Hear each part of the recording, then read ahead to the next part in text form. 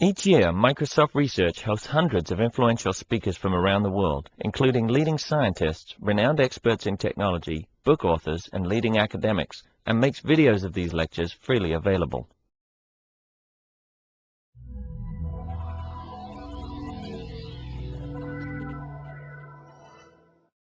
To have you all here. It's a pleasure for me to have Sydney Phillips, Dr. Sydney Phillips from the University of British Columbia here. Sydney is the long-time Director of the Media and Graphics Interdisciplinary Center, or MAGIC is the acronym there. And he's also the head of the Human Communication Technologies Research Lab. And he's going to be sharing with us a bunch of interesting techniques and interaction ideas they come up with in their lab. And actually, a whole group of wonderful faculty visiting from Simon Fraser and UBC, and we're hoping for many fruitful collaborations in the future. Okay, thank you very much. As Mary said, we actually came as a group of people to explore where some of the overlaps are. We're such close neighbors that it'd be nice to be, knowing what each other is doing and see where more relationships and collaborations can happen. So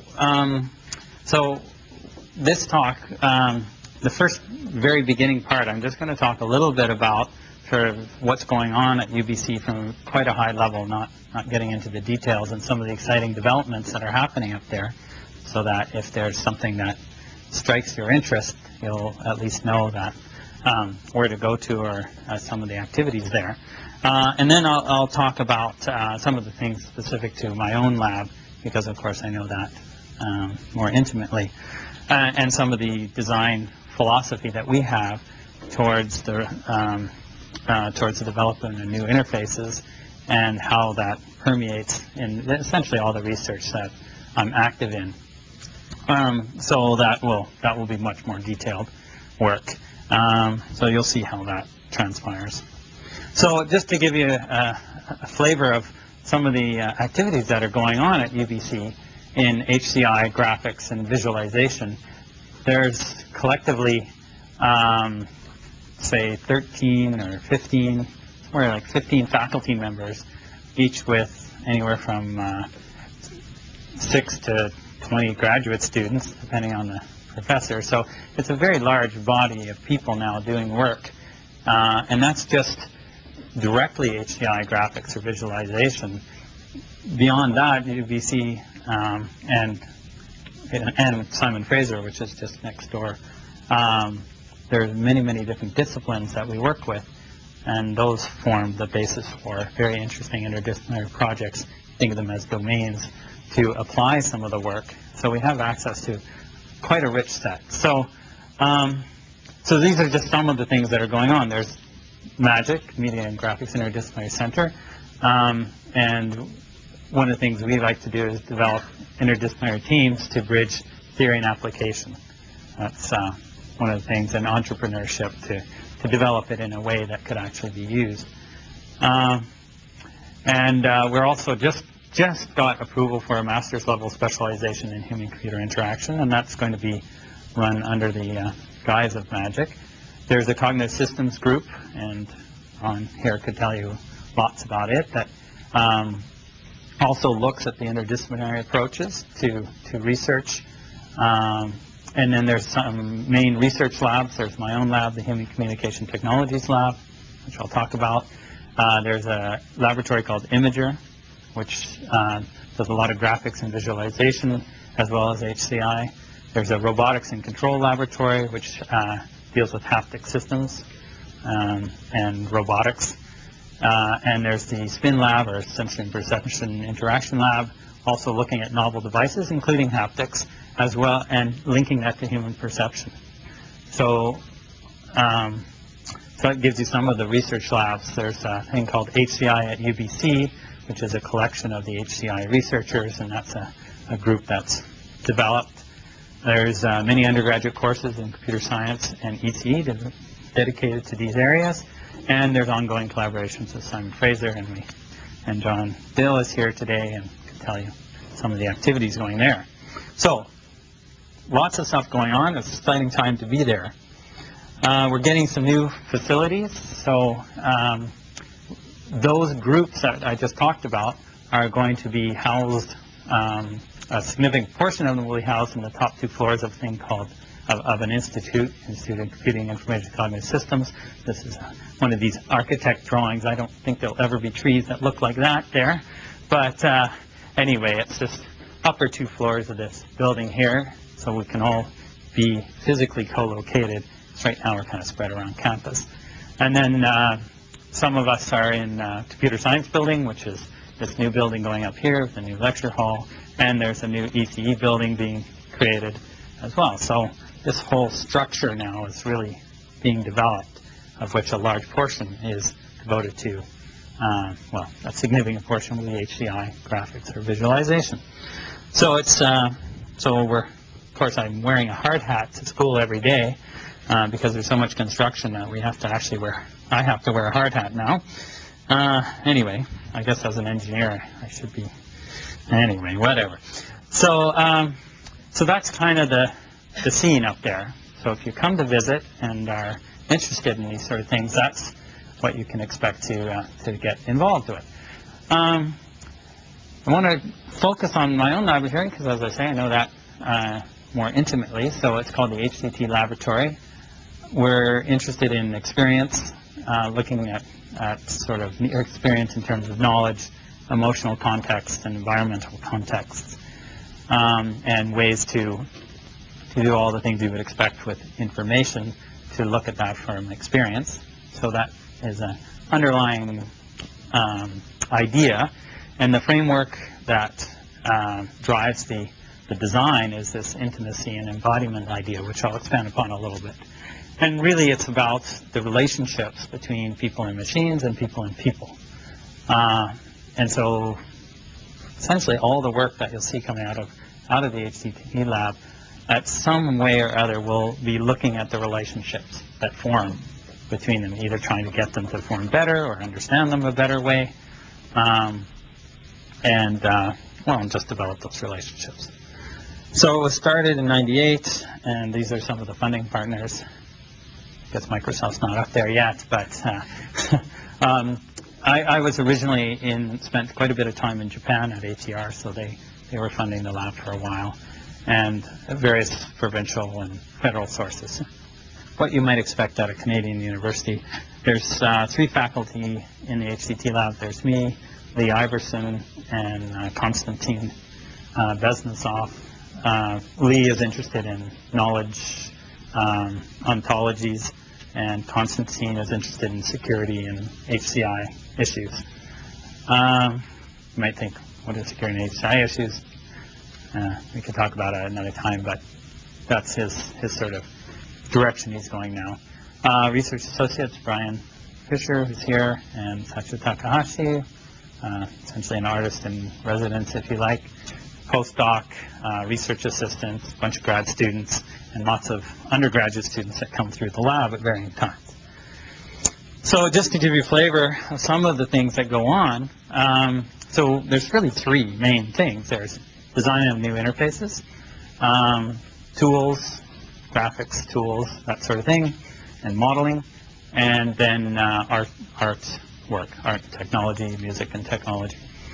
So new interfaces, these are just, I'm not going to explain some of these, I'm going to focus on a couple of them, but new interface things like a project called Smart Seat, a haptic seat, different metaphors for user interface, so we have a little teapot interface, new ways to do musical composition, and some other biometric signals for doing interfaces, as well as an interactive yoga system, which is, well, as the name suggests, an interactive yoga system.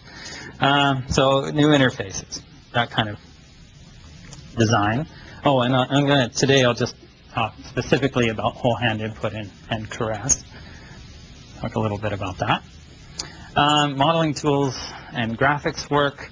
One of our main projects is a speech synthesis project, and that's developing an articulatory speech synthesis, but we look at other ways to make developing graphics easier, so scripting graphics, and French surface was another thing, which is really an extension of French curves, and a thing called the parallel distributed camera array, and I'll talk about that today a little bit. And then the final is art, music, and technology, which unfortunately I won't have time to talk much about today. I'll talk about a little bit. But there's a lot of projects that go on because we see art and music places as things that really do push the boundaries of developing the relationship between technology and people, as well as people to people, modes of expression. A conference that I'm very active in is the New Interfaces for Musical Expression, and trying to figure out how to build interfaces that support musical expression. That's a very difficult thing because at first, what is musical expression? And then how can you build something that somebody's going to spend enough time practicing to get to where they can actually express themselves through music. So that's a community that I'm active in. So lots of different projects, and I have lots of videos on all these things. And if you're at SIGGRAPH this year, you can try the Swimming Across the Pacific, which is this virtual swimming apparatus that you can try. And we just had a performance of a thing, the top thing called a tuca, which is a two-person musical instrument. It actually takes two people to make a sound with this thing. So you have to get a relationship between two people developing, and as that relationship develops, that's when they can start to develop musical expression. So it's a little different than a duet, if you like, because each person could play on their own. It really requires the two to get together and communicate in a way that they then can create the music. So it's quite a complex relationship that has to develop, and that's facilitated by the interface, which in this case is this two-person flute. But anyway, so those are the three different kind of categories, and as I say, I'm going to focus just on one from each of the categories.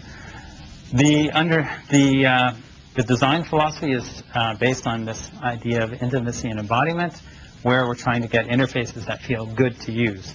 And what I mean by good is that they really, that you have satisfaction with them. So that doesn't necessarily mean they're easy to learn to use. Like a violin, it's not particularly easy to learn, but as you become skillful with it, it becomes satisfying just to use it. And it also recognizes that there's a relationship between people and machines, and that the degree of this intimacy, how much you support it, may determine success. And I think we talked today even that some people are still using Emacs. I'm still using VI, okay, as my thing. Why is that? There's obviously much better systems, easier, more powerful systems, and there is a satisfaction in the gestural aspect of the interface that you've invested time in that, and that's essentially an intimate relation that's formed there.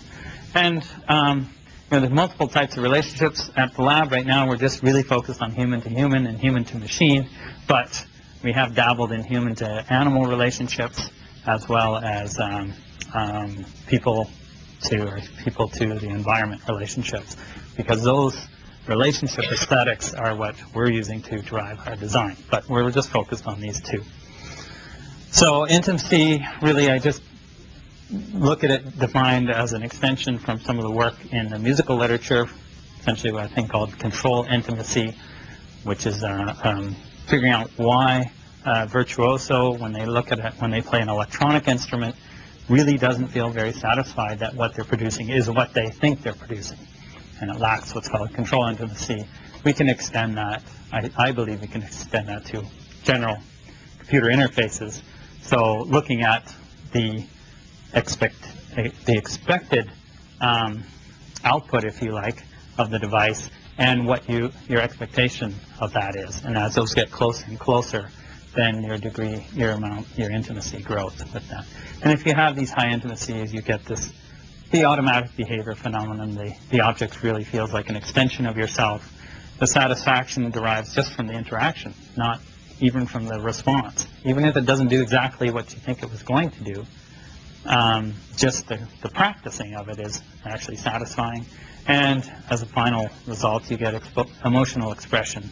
And this is where the musical side comes in. That's what you're kind of looking for, is to be able to get that flow of emotion through the interface and do what you want to do.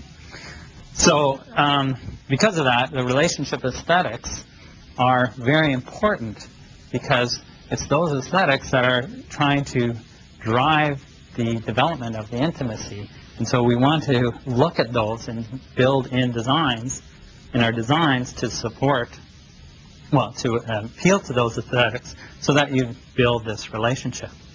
And if you can get this in a positive feedback loop, the person enjoys using it, so they're going to use it more, and so they're going to get better at it, so they get more intimate and get more satisfaction, and now you've got this thing that people will just continue to get better and better at, even with a lousy interface. Well, lousy in the sense of maybe it's not that easy to use, but because they're getting satisfaction out of it, they will accommodate that. So there's lots of factors that contribute to this phenomenon. Some of the ones are typical ones, such as, how easy is it to learn to use? Because if it's impossible to use, it's possible to learn, of course, that's going to impede this process. And consistency and responsiveness, all the things you would expect, I like to think can be wrapped up into this subjective measure, that concept anyway. So what are the aesthetics of interaction that we can design around to appeal to those so that your interaction then gets into this positive feedback loop to try and develop the relationship? So I look at sort of 4 cases of relationships that you can have with an object, and where are the aesthetics with those that happen with those within those relationships. So in the first case is really just your typical, the object is remote to you, you do something, it does something back, and you look at the response, and if it's what you expect, what you want, then you get a very positive feeling, or frustration if it isn't. So your aesthetic really is in the response from the device and the evaluation of that. Then you have the high intimacy situation, the place where the object feels like an extension of the self. And here, your aesthetics come from the control. It's just satisfying to actually control the instrument, or the device in this case. So you'll practice happily, even if the response isn't exactly, you're getting better at it. It's enjoyable. So this is a nice situation to get into. The third case is really where the object, there's no interaction really. This is where your typical types of aesthetics are, like why you choose different colors for certain things, or a different form to look a certain way, and it's really a reflection. You don't do anything to the object, it's not going to change. But there's definitely a strong aesthetic here. I have different colored cars, for example. And then the last case, which is a little stranger, that's where you allow yourself to be part of something else. That is, you give up control and you're manipulated by. And this is also actually a fairly strong aesthetic as well. And you can call it belonging, or other names can be given to this. But this, if you appeal to this, you can also get people continuing to devote time and energy to the interface. So I've built some interfaces that kind of appeal at all levels at the same time, and that really does lead to a very satisfying experience. So I'll talk about one of those right now. It's a little older work at this point, but it was a piece called the Kaleidoscope, which was a interactive kaleidoscope. Concept's pretty simple. Let me just play the video of it so you can see the concept. Oh yeah, I was going to just switch to here, play that.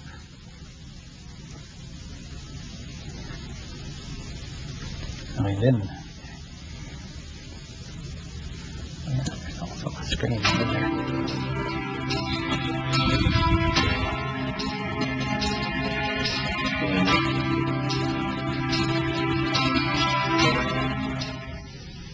Behind me is the projection screen that shows the kaleidoscopic reflections as part of the Kaleidoscope. Below is a video camera that's taking an image of me moving around and creating the kaleidoscopic images using reflections. In addition to this, the user can, the performer can control music as they move through the space. The same image that's used to create these reflections is also connected to a vision system. The vision system measures the velocity of the performer as they move through the space and maps that to MIDI signals. So to show an example of this, I'll move around and you can hear the music that's produced. What you should notice is in the center of the image, if there's movement, you get lower notes. And as you move to the outside of the image, you'll get higher notes. So I'll demonstrate this.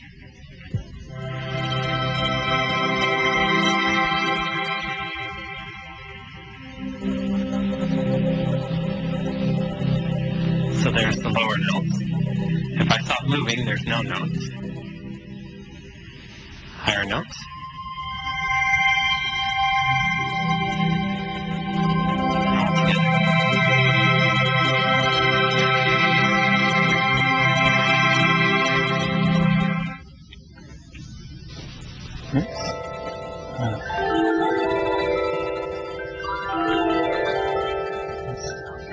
That'll be the next one there. So the system's technically quite straightforward.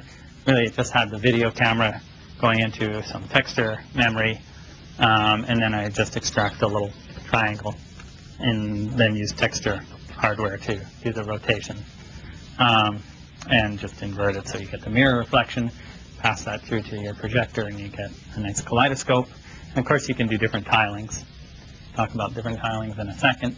Different tilings to get different types of kaleidoscope effects. You take the same image piece, same little triangle, very simple temporal difference mechanism to see what kind of movement's in there, and that controls music. So you get one of these interfaces where you move around and out comes sound.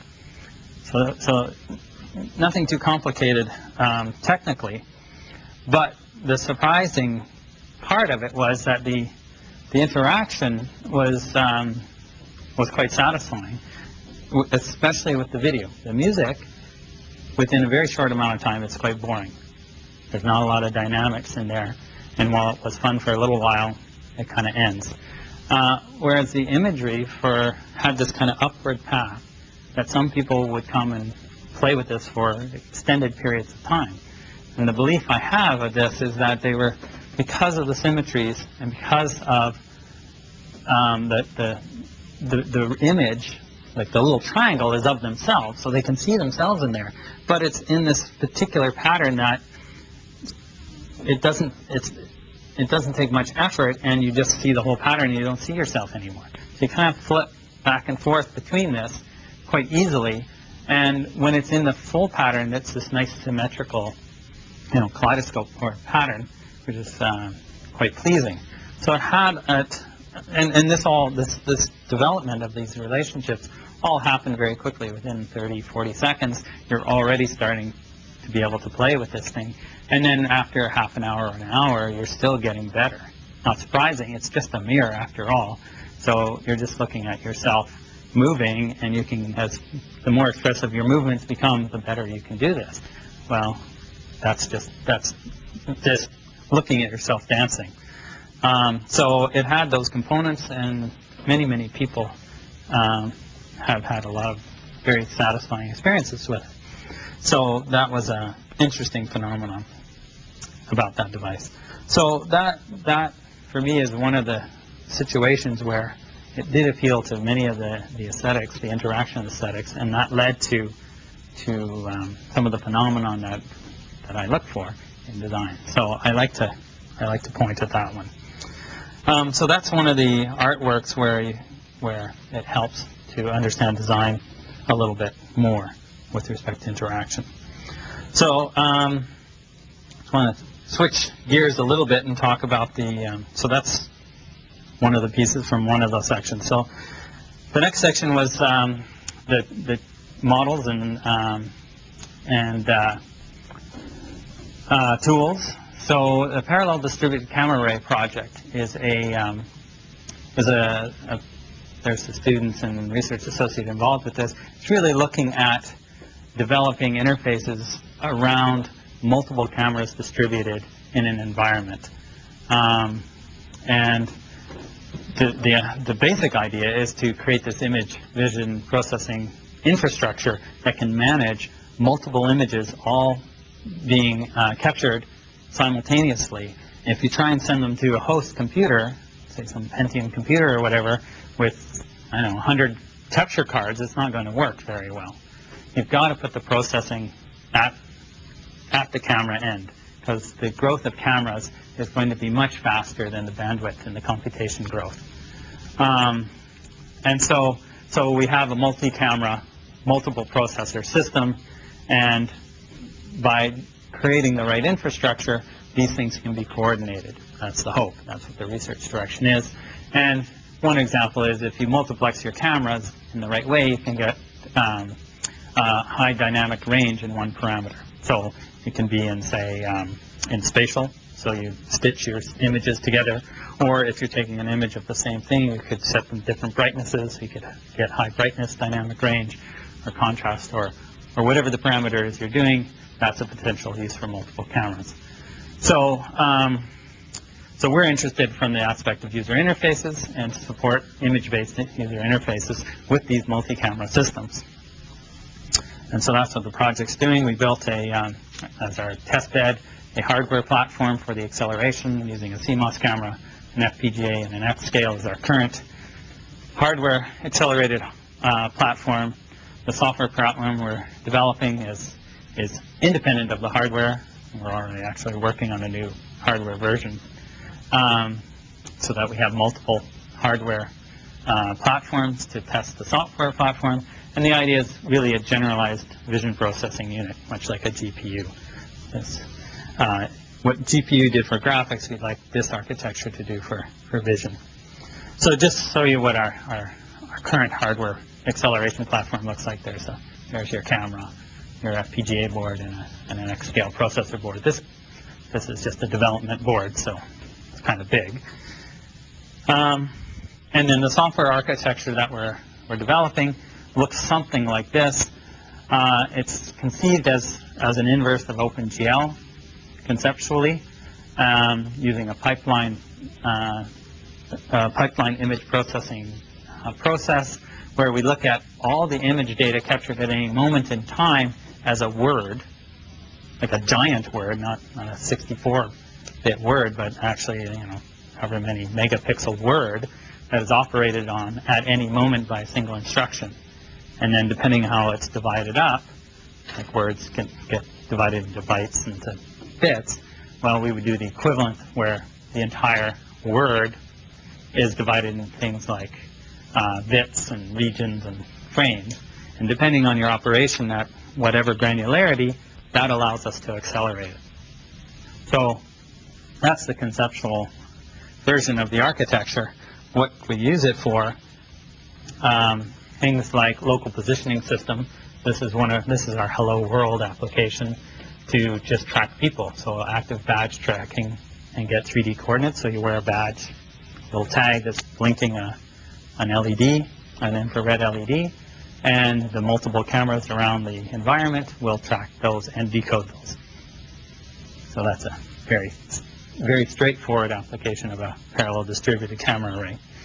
We've also used it for automatic video diary system, and what I'll get into more detail just now is multiple laser pointer tracking. The same architecture by having cameras around the environment, you can actually, and modulate the lasers, you can actually track lasers.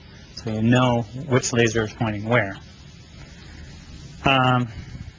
So we built that, and we implemented it in a and compared it to multiple mice on a particular application to see if using multiple laser beams, people using multiple laser beams in a large display actually work differently, say, than if they had multiple mice.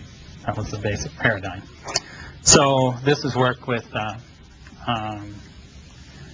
Florian Vogt and Justin Wong, me, Barry Poe, Richie Argue, and Kelly Booth. Okay, a long list there, isn't it?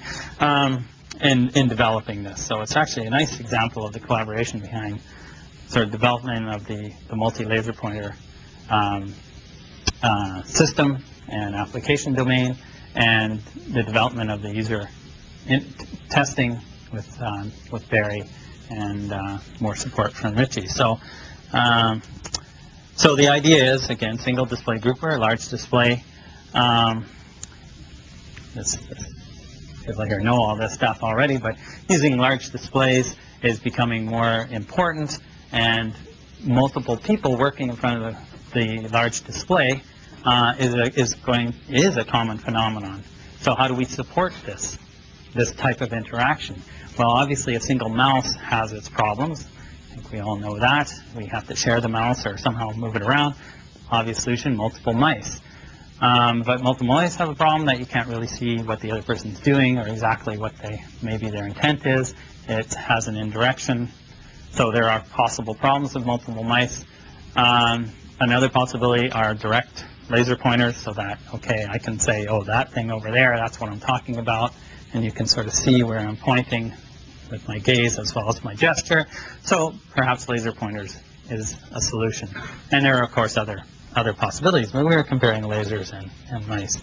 So our laser tracking system, we just took a regular laser pointer, put some circuitry in there to modulate the light, use our LPS type of framework, which really just does video captures and processing to find the position and decode the ID, and that goes to our application for test.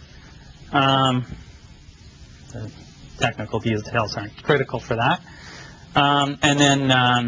So that's a multiple laser pointer, and then we built an API to support multiple mice so that they behave in the same way as the multiple laser pointers, so that the application could switch easily between the mice or the laser pointers for our testing. So our test tasks, our users, you can see we got 3 users here. We had 1, 2, and 3 users solving a maze task where their task was to find the shortest path between the 2 points in the maze.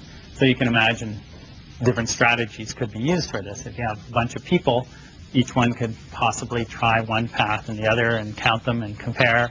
Or you could do some problem solving and say, well, what's the best way to do that? Or maybe you could work on best areas. You can imagine different strategies. And if you have 1 person, 2 person, or 3 person, maybe they employ different ones. And maybe it's a function of whether they're using laser pointers or a mouse. So that's the task, connect the dots. And so we have different amounts of groups, and we have the 2 different styles, either the mice or not. And the main one finding, which isn't too surprising, is that the mouse is better than the laser pointer. That's not particularly surprising. So 12% lower with the mouse in terms of getting to the lowest path length. And that's not that surprising. There was no effect for group size, so having 3 people solving this task didn't seem to help you any. And they all had similar times. So it took them the same amount of time, and they got to about the same level score on this particular task. The key observation, though, is that the way they were being used, and that's the mice were used for the rapid manipulation on the shared display. So people are quickly moving around, trying different things out, whereas the laser pointers were used much more for planning and strategizing, for going, so what do you think? So here, you see how this is connected here? That's going to be shorter than that, rather than quickly filling it in and trying to see what the result is, using the feedback from the system, which tells you the path length. So the participant found the mice easier to use. This could be some implementation issues. Our laser pointers were updating at 30 hertz, so there is a little bit of update rate issues, though not huge issues, but it could be part of it. And the mice were actually tethered. We didn't use wireless mice, so the laser pointers allowed them to move around the room so that they could actually leave the seat if they wanted to do some planning. So they naturally, or people like that. So the strategies that we use, the single users kind of grow from the source. It's probably not too surprising. They start from the starting point, start moving, clicking away from there, trying to get closer, maybe retracing if they see something better until they get to the end point. And the 2-person groups use the divide and conquer strategy. So you're saying, you work on that thing, I'll work on that, on this area, and when we're all done, we'll get back together and figure things out.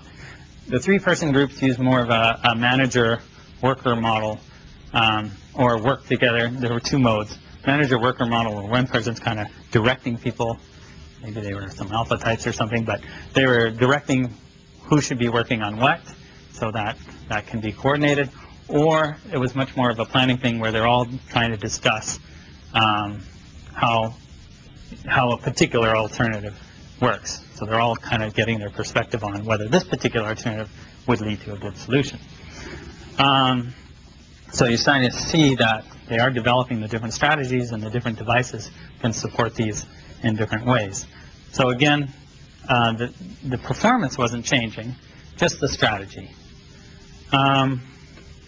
So that's not, again, perhaps some of this is not that surprising, but it's very nice to see when it's in the study. We may actually, I mean, that was the first study.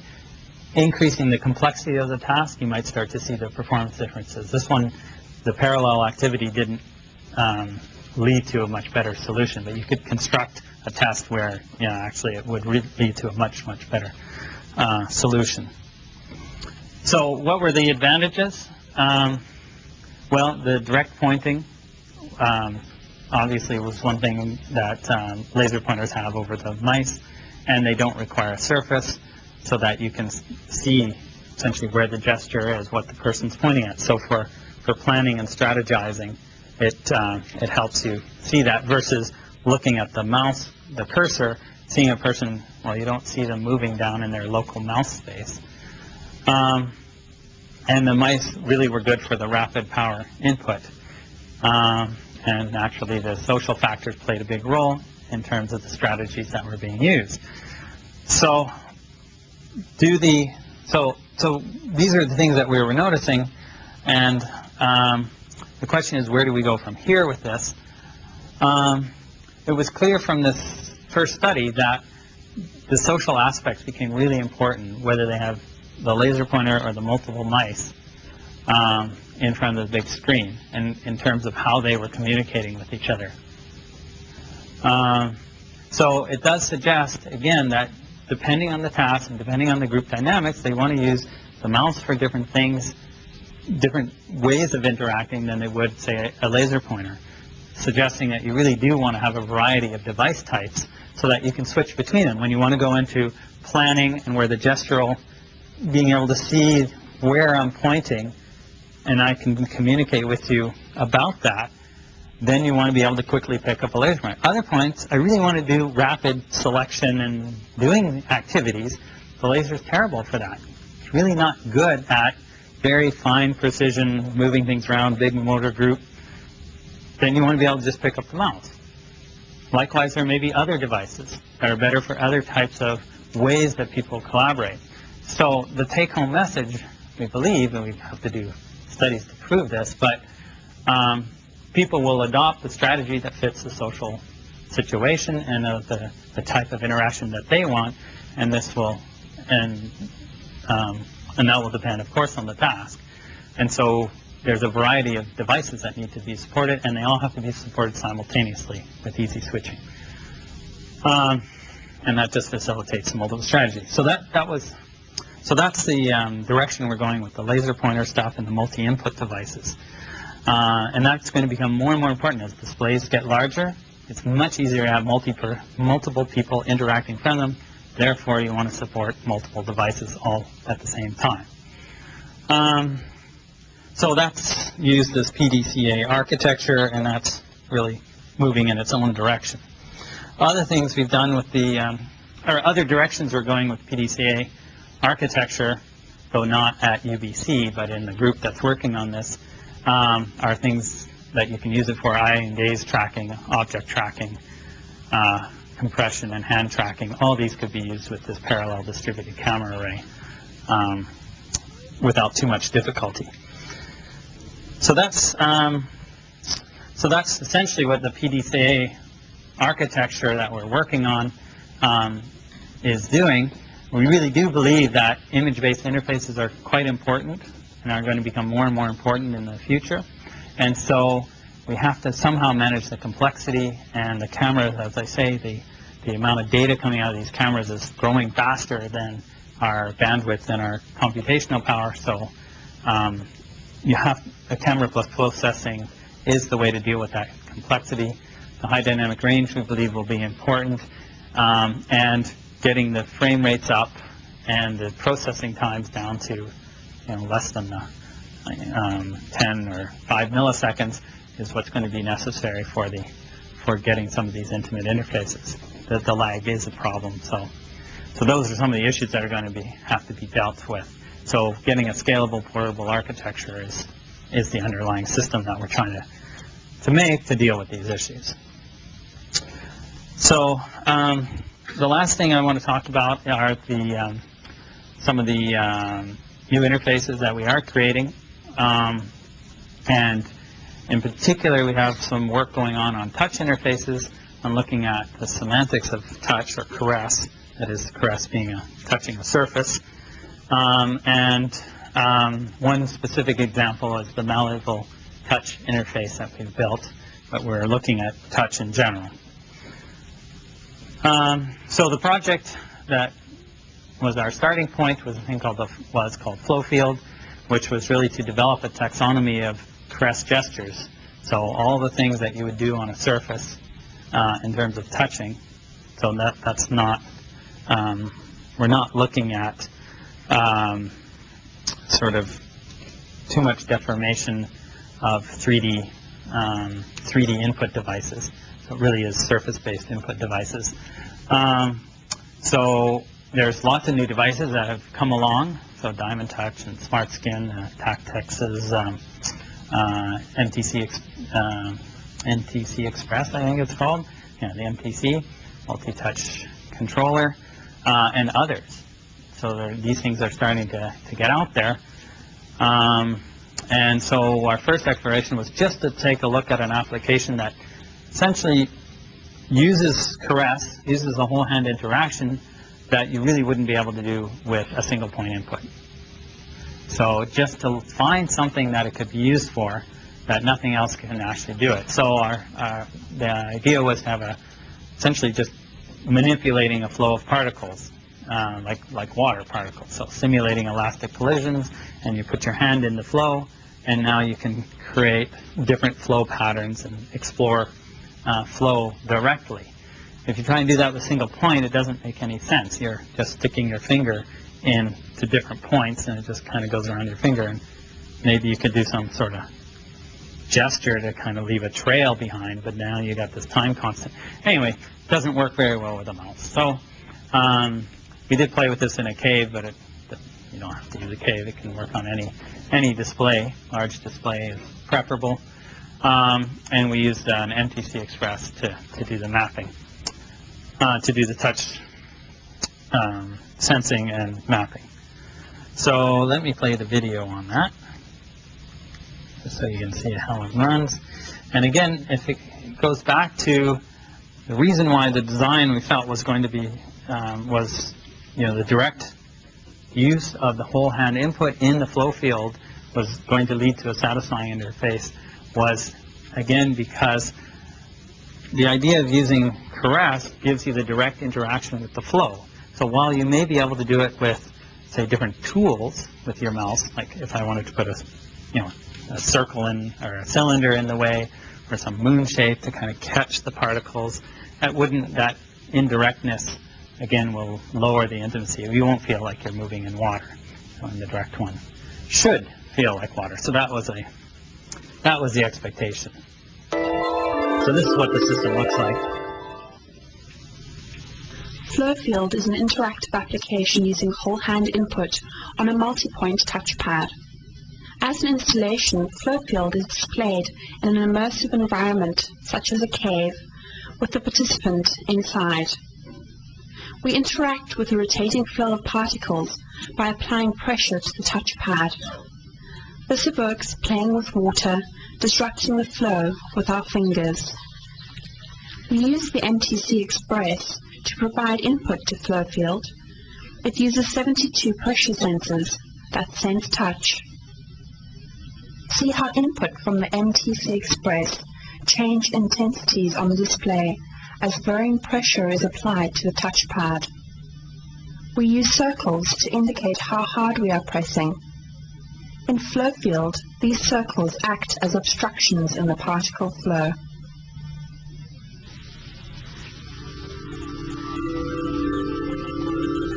This type of interaction was chosen because it demonstrates an action that is natural and intuitive to perform on the MTC Express, making use of multi-point input where using single-point input devices would be inadequate. Flowfield illustrates this form of interaction in an immersive, aesthetically engaging experience.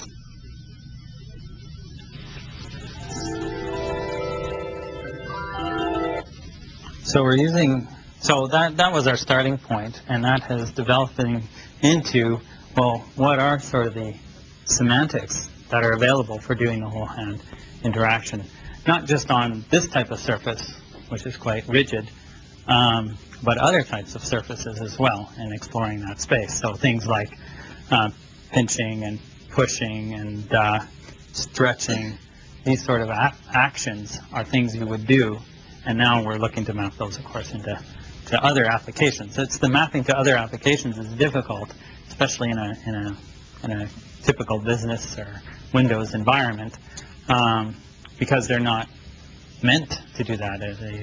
Even the drawing package is intended to be single point input. So we want to get the semantics, the taxonomy figured out so that we can say, oh, well, this actually lends itself, if you want to draw this type of figure, or you want to do this type of manipulation, it's, you want to have pinching, grabbing, and a twist or something like that. But it also led, there's just some technical things there, but it led, as we're developing the taxonomy, it's led to another device, building another device, which is this malleable surface interface, which is also a multi-touch input, but it has other semantics that it supports besides the one that's on the hard surface, the MTC Express, which was a hard surface. It allows you to deform the surface to do actions such as a pinch, right? The MTC Express, you can't do a pinch. In fact, most multi-touch systems, you can't do pinching or a twist. Pull it and really give it some torquing action. So that led to the development of this. Let me just find it here.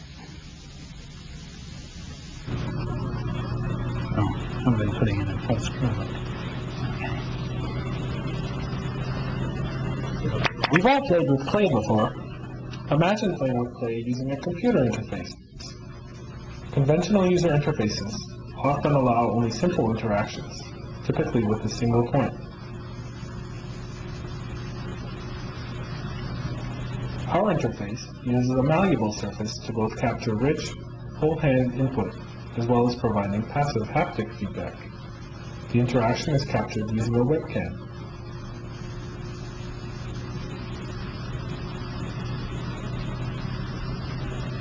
Users can use their whole hand to manipulate the surface.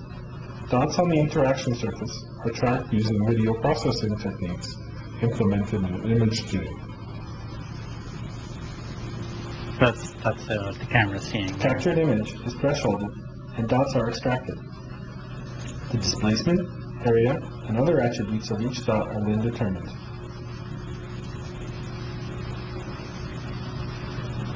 We use the Kinetics Kit Spring Mass Simulation Toolkit to show the application of surface manipulation using our interface. The X and Y position of each dot is mapped to corresponding coordinates of each mass in the virtual system. Depth information is determined based on the size and shape of the dots.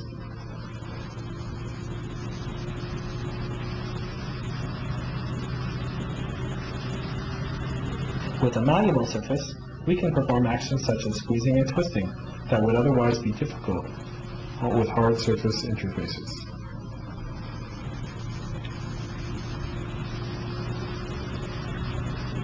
For example, we show the same simulation controlled by a multi-point pressure-sensitive touchpad, the MTC Express. We can only map downward pressure to the Z displacement of the mass. Our prototype system can be expanded using materials of different plasticities and surface textures to capture more detail and provide a variety of tactile sensations. Our design can support larger surfaces and a higher resolution of tracking markers without increased cost.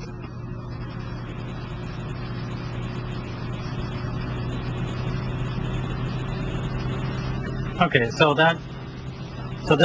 this work fell out, and developing in that direction really did fall out of realizing, what are all the types of different interactions that you want to do, and what kind of interfaces would be needed to actually allow you to do them.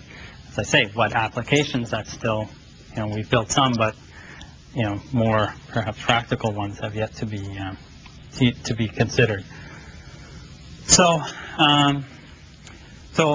that's just a flavor of some from one from each category of what's going on in the HCT lab that I'm involved in, and so the belief, really, the directions that this is going is that, again, the belief that portable, local, and environmental interfaces are going to be important. So portable meaning you're going to carry them around with you. Local, that is with respect to your personal space, are going to be important, plus environmental ones, which I call the laser pointer one, which are situated in the absolute space of pointing. Those are both important. You don't want to choose one over the other. You need them both. And that with respect to those interfaces, you should be developing the aesthetics of that, essentially developing the aesthetics of the relationship so that you get the satisfying usage of them. So the relationship dynamics are important, and continuing to look at those. When it comes to control of device, this embodiment, the device feeling extension of the self should be what's part of the design criteria for it, because that's very satisfying when it comes to a device, and that gives you an intimate experience with the interfaces. So just some ideas that I'm exploring right now in terms of, well, how do you achieve these as a design criteria? Well, there are two user-centric techniques that are pretty, well, especially the first one, that's basically a quick and dirty technique. If you do this, you're pretty well guaranteed to get a pretty intimate experience, and that is to develop a mirror, because people like to look at mirrors. And so you see this, like Eliza, the Kaleidoscope is nothing more than a fancy mirror. Other examples, wooden mirrors and various bots, are really just reflections, whether they're in verbal reflections of you or actual visual reflections. These sorts of things give you an engaging experience because it actually operates at all levels. And so you get all the relationship aesthetics in the interaction, and so it's satisfying. Another direction I'm looking are masks. That is the development of a controllable mask that is intended for the other person. And that by allowing yourself to control the mask, that gives you some of the relationship aesthetics with other people, as well as with the device, but with other people. And that also lends itself to having these satisfying experiences. So this is something I'm developing conceptually right now anyway. But these are what I would consider the quick and dirty ones. You can do much more complex techniques that don't involve just reflecting users, for example, to, I assume, to actually develop some of these aesthetics. So the mirrors and the mask, well, I already said this already, but I know myself. The mirror really is just the transformation of the self back to the self, whereas the mask transformation is intended for other. So those don't have to be the same in a mediated space. You don't always have to reflect the mask back to the self. You can do some other transformation depending on, if it's networked or whatever.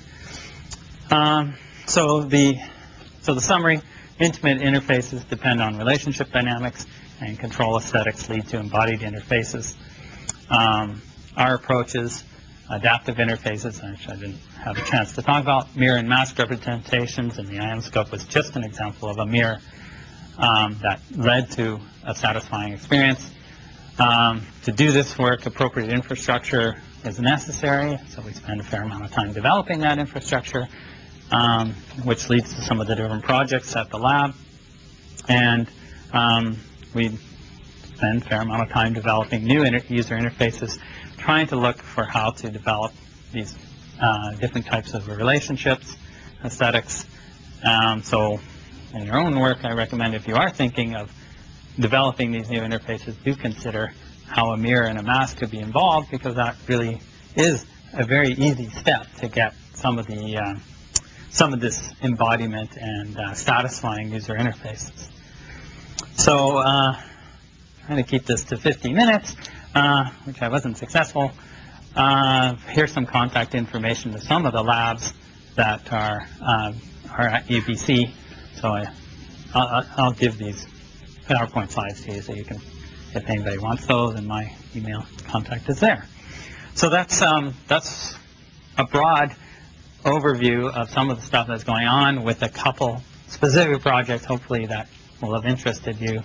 It's too bad we don't have time to talk about some of the other projects going on, but that's as much time as we have. So if there's any questions or discussion.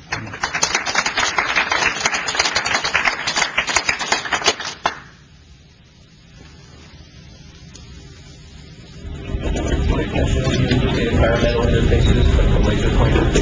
All right, it seemed that it has some sensitivity to the environment, but how large the screen is. If it's too large, have very large motions, if it's too small, like the can't control. Do you map like the sensitivity to the environment of an environmental device? Is that? Well, right now it isn't. It's just the devices that we have, and the output devices, the display devices, are the size that we have them. So we don't adjust in any dynamic sense, right? Essentially, it's calibrated for this size, and so that's the dynamic range. And that's the problem with direct input, right? Is that if I want a laser pointer and I'm at the library and I'm trying to do some interaction with some large display, and if one display there, yeah, I'm going to have to do this. That's a problem, or maybe a problem. It actually depends what you're doing, right? If it's about facilitating a communication with somebody I'm working with, this actually may be really important. The fact that I have to make this big gesture is important for them.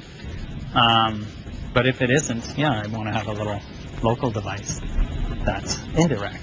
And then I can start to play around with the, the CD ratios and stuff. That's a good point. I'm curious as to what are your thoughts on combining these two input types? For instance, how about using a gyroscope mouse that can also double up as a laser pointer? That makes total sense, right? The whole belief we have in the work is that you should have access to a bunch of different devices, and you'll use the appropriate one for the social situation that you're in. If you're doing planning and strategizing, you'll want to probably use that laser pointer. If you want to do a bunch of quick operations of moving pictures around, you don't want to sit there with a laser pointer moving them around. You want to just so it makes total sense to have that. You should probably have a gyro mouse and maybe even a thumb wheel on there, right? Because they're good at different things. I mean, this is Bill Buxton says this stuff over and over again, right? The input device particulars are really important. They're good for different things, and a 2 degree of freedom device is not. They're not all equal, right? 1 + 1 doesn't equal 2, right? So, and that's just even, I think, even more true when you get to the large display environments where multiple people are working, right? The dynamics of the social situation dictate which one's going to be better or preferred than another, and we should be supporting that. So, absolutely. Share with us any of your applications for those squeezing, twisting things? Squeezing, twisting. Well, the first one is the new Interface and Musical Expression Workshop. Our conference is next year in Vancouver, and we're going to build a musical interface for it. That's one that we do a lot of those ones. But other ones is to put 2 of them together to be really back to the clay idea. So you can really massage your lump of clay and develop surface profiles of the clay. That's one of the directions that we're going in. In fact, that spring mass model is leading towards that, to have a clay model. So that's something that we're looking at. Oh, with the teapot. No, the teapot is a rigid, no, we weren't going to do it. But see, that's always been the problem with whole hand input, right? I mean, I've done gesture work for I don't know how many years now. What do you use it for, right? It's very difficult to find things that when you put your mind to it, you couldn't do much more effectively and efficiently with a single point. By having the appropriate toolbars and appropriate things, you can select very nicely and easily and quickly, put it into position very easily and with high precision. So it's hard to beat that, right? Especially in domains that require pointing and selecting, which is, there's a chicken and egg problem there. So we brainstorm a lot on, well, what are things that, no matter how hard you try with a mouse, or a single point, not just mouse, but any single point device isn't going to work.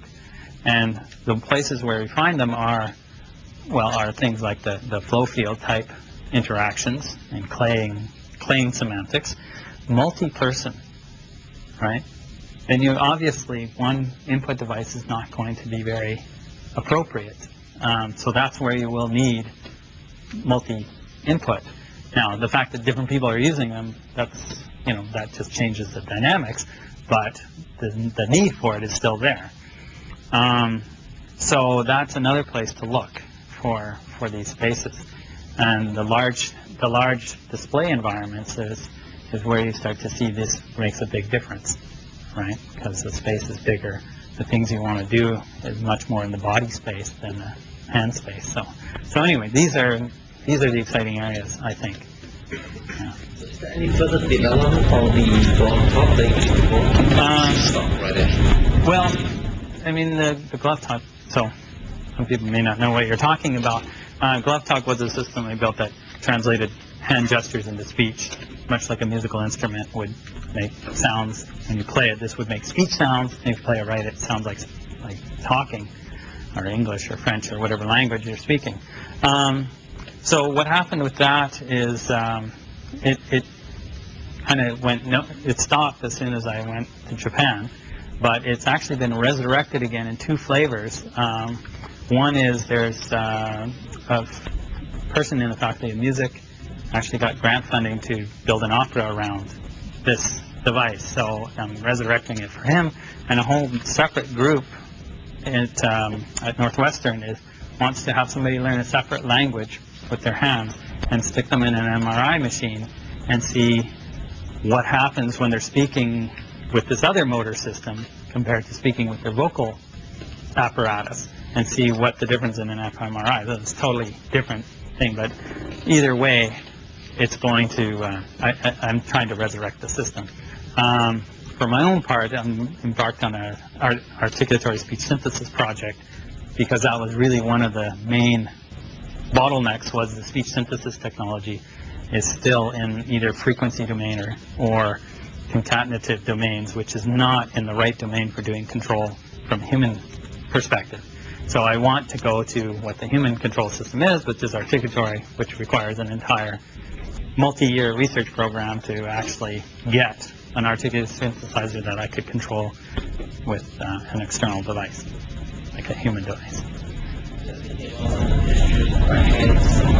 Related to the control? I'm not yet at that point. I'm actually working in terms of bandwidth, right? So the control space of the vocal articulators is matched to the bandwidth of the hands, right? They're sort of in the same ballpark, and so getting at least to the right bit rates. I believe they are. That's another project actually, is to figure out what are the degrees of freedom, right? Because it's a manifold in this 22-dimensional or 28-dimensional space. So what is that? That's a whole other project which I'm not doing right now, but it's sitting there waiting to be done. But I believe they're in the same, because they're all muscles. They all have similar time constants. They're probably in about the same space. And music actually sort of suggests that. You can play an instrument with your hands and be quite expressive with it, or you can use your voice, either in a wind instrument, use your breath, or actually singing. And they're comparable levels of expression, I believe, so it suggests that they're probably in the same order of magnitude, hands and vocal apparatus. So that's the underlying belief there that suggests that direction.